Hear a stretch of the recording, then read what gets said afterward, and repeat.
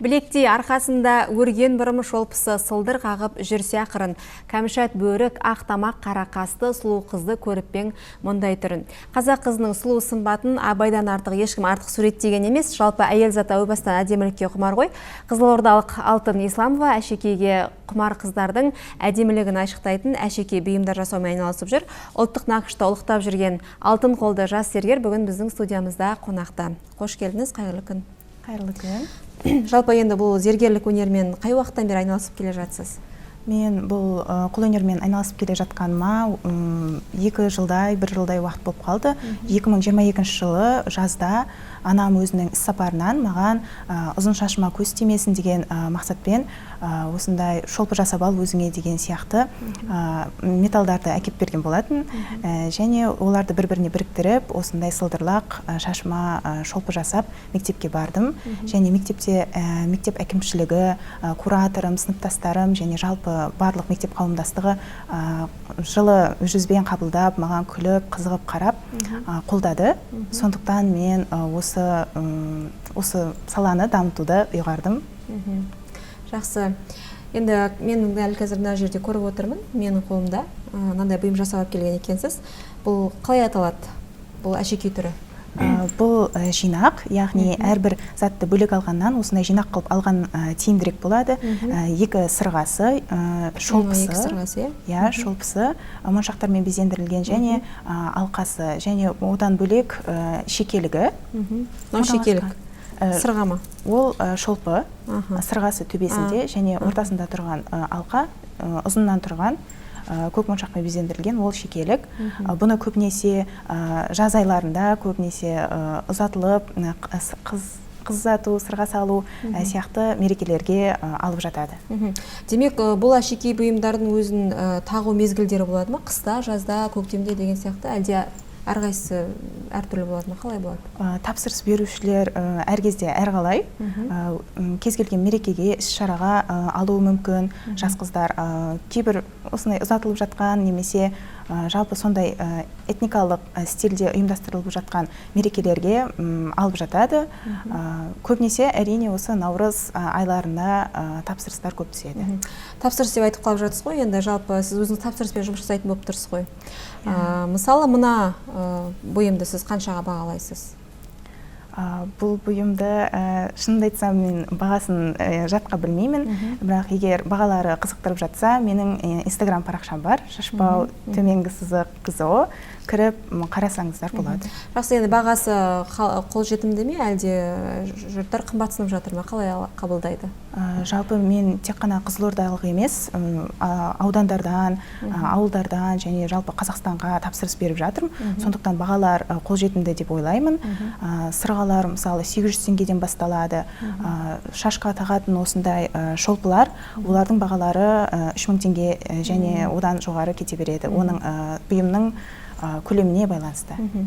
Енді мына бұйымның қарап отырсам, металы басқаша сияқты, сары түсті. Бұның әртүрлі айырмашылығы қандай мына жерде? Мына жерде күміс пе, әлде қандай металдан жасалған? Бұл нағыз күміс емес, металдардың қорытпасы, мельхиор деп аталады. Оны кей кезде неміс күмісі деп атап жатады.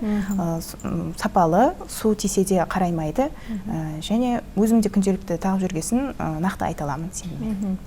Жақсы, енді бұйым жасауға қажетті шикізаттар, енді металдарды қайдан аласыз? Қалай жасайсыз? Соңыңызбен бөлісіңізші, қалай жасалатындығы туралы?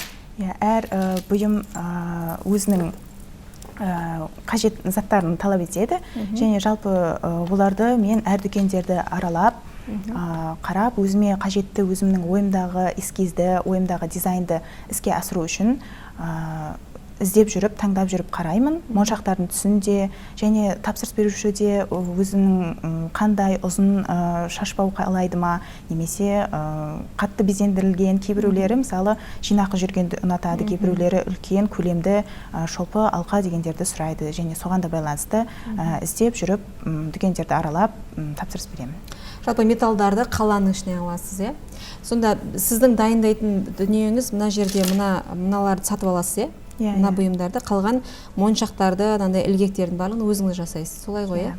Олар бұл бұйымдарды жасау бірінші көзге қарағанда оңай болып көрінгенмен, жай ғана біріктіруді ұзақ уақытты талап етпейді ғой деген сияқты ойлар кетіп жатса, ол онда қателесесіз. Әр бұйым ол махаббатты, уақытты және жалпы адаммен қарым-қатынасты барлығын талап етеді, және оның барлығын сұрап тұрған адамның, алғысы келіп жүрген адамның ойындағы дизайнды, ойындағы бұйымды жүзеге асыру, ол белгілі бір уақытты, еңбекті қажет етеді. Жарайды, енді мысалға бір сырғаны алайықшы, бір сырғаны жасау үшін қанша уақыт кетеді сізге? Бір сырғаны ол сол 15 минуттан. 15 минут. Демек, сіз бір толық жаңағы жинақ дейміз ғой, ішінде сырғасы, шолпысы бар, ол жинақты 2-3 күннің ішінде бітіре аласыз, иә? Тапсырыс берген күннен бастап 1-2 күннің ішінде жасап берем, егер қолда болмаса ол бұйым. Ал қолда болса, дәл сол жерде жинап, жеткізу қызметімен жіберем. Жақсы, енді қазір өзіңіз, өз қатар құрбыларыңыздың арасында осы ұлттық нақыштағы бұйымдарды насихаттап жүрсіз ғой, солай ма? Жалпы менің байқағаным осы 22-ші жылы осы бұйымдарды жасап енді бастап жатқанда шашын бояймын деп, әсем шашын әлемшектеп жатқан қыздар көп. Олар сол жаһандық енді ықпалдың әсерінен өздерін ұзын бұрымдарын қысқартып, жаңағыдай одан ұялып, немесе шаш үлгілерін жасауға қиын болғандықтан, күтімі өзінің ұзақ уақыт талап еткендіктен сөйтіп қысқартып жатады. Ал негізінде осы біздің бұрыннан келе жатқан қазақылығымыздың және қыздардың арасындағы қазақылығымыздың ең нақты үлгісі осы қыздардың ұзын бұрымдары, шаштары. Және соларды дәріптеу өзімнің сол мақсатым. Жақсы, енді мен мына қатарда көріп тұрғаным бірыңғай сырғалардың жинағы ма, қалай? Әлде шолпылар ма? Бұл шолпылар, оларды көбінесе үлкен көлемділерін, ол жаңағы айтып өткен наурыз, қыз ұзату, сырға салу дегендерге тапсырыс беріп жатады көбінесе. Және өзімде осылардың барлығын болмасанда жартысынан көбін мектепке күнделікті тағып, жалпы мұғалімдердің, көрген адамның жақсы лебіздерін аламын. Жақсы, енді бұдан бөлек бойыңызда қандай өнер бар? Бізге бөліссеңіз бізбен. Бос уақытымда осы қолөнермен айналысамын, және бұдан бөлек мен мысалы жақында фортепиано ойнап үйреніп жүрмін. Одан бөлек өзімнің кішкене фотоаппаратым бар, солармен жан-жағымдағы әдемілікті, адамдарды суретке түсіргенді жақсы көремін. Жақсы, енді біз қонаққа де сұрасақ өзіңізден өлең ба оқып берсеңіз бізге? Осы 8-ші наурыз қарсаңында бүкіл әйелдер қауымына, нәзік жандыларға арнап Жұбан Молдағалиевтің «Мен қазақ қыздарына қайран қалам» өлеңін оқып берейін. Жұбан Молдағалиев: «Мен қазақ қыздарына қайран қалам. Мен қазақ қыздарына қайран қалам. Жанары жаны жаздай жайраңдаған. Қыз өссе елдің көркі деген сөзді қапысыз қалай айтқан қайран бабам. Намысын бермеу үшін жатқа қолдан, арулар аз болды ма атқа қонған. Көңілде қалған сыз бар өткен күннен, өмірде қалған із бар ақтабаннан.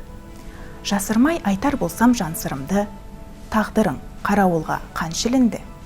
Ерліктің қос қанаты деп білем мен, аяулы әлиямен мәншүгімді. Сүймеген сен азамат ба? Көңілің тәрізді әппақ тазамақта. Бәрін айт, бірін айтта лайықсың. Қазақтың қызы деген ғажабатқа. Өте керемет. Енді әңгімемізді ары қарай жалғастырсақ, жалпы зергерлік өнер, осындай қолөнер бұйымдарын жасау өнері анаңыздан дарыған ба, әлде әкеңізде бұндай өнерлер бар ма, қалай? Менің ата-анам, әкем де, анам да, олар менің кішкентайымнан бастап осындай қолөнер бұйымдарын жасағанды жақсы көреді. Әкем өзі ағашқа оюларды қашап, немесе күйдіріп, сурет салатын.